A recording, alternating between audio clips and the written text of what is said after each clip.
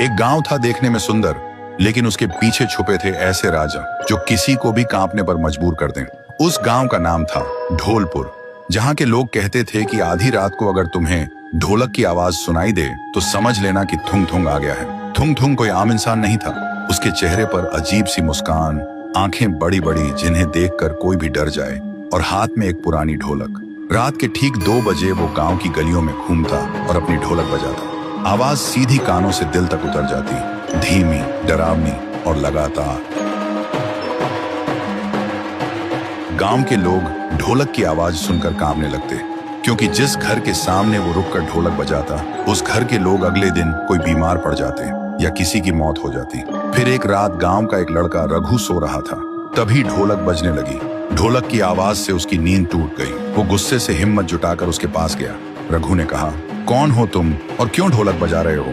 वैसे ही ढोलक बजनी बंद हो गई। थुंग थुंग धीरे धीरे मुड़ा। रघु ने देखा उसके चेहरे से सैकड़ों चीखों की आवाज निकल रही थी, लेकिन तभी फिर से ढोलक अपने आप बजने लगी। और उसके बाद से रघु को किसी ने गांव में कभी नहीं देखा। गांव में और भी डर फैल गया।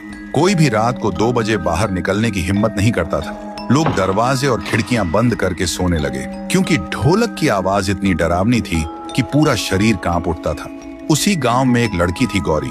उसका भाई रघु ही था।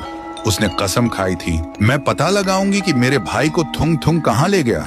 सुबह गौरी गांव के एक बुजुर्ग के पास गई और उसने पूछा, दादा, थुंग थुंग कौन है? बुजुर्ग कांपते हुए बोला, बेटी, थुंग थुंग कभी इस गांव का ढोल किया था, लेकिन 80 साल पहले एक शादी में ढोलक बजाते बजाते अचानक मर गया था। कहते हैं तब से उसकी आखिरी सांस उसी ढोलक में कैद हो गई, और तभी से वो आधी रात को ढोलक बजने लगती है। गौरी अब समझ गई थी कि वो एक भूत है, लेकिन फिर भी उसने तय किया कि वो उसी जगह जाएगी जहां वो शादी हुई थी। फिर रात के ठीक 2 बजे जब गांव में ढोलक बजनी शुरू हुई, गौरी ने हिम्मत जुटाई और उस आवाज के पीछे चलने लगी। अंधेरे में चलते चलते वो उस जगह तक पहुंच गई। वहां उसने देखा थुंग थुंग नाचते हुए बहुत जोर जोर से ढोलक बजा रहा था। गौरी ने कांपते हुए पूछा, मेरा भाई कहाँ है? थुंग थुंग अचानक रुका। उसकी आंखें जलने लगी और ढोलक अपने आप बजने लगी। तभी ढोलक के अंदर से एक चीख सुनाई दी।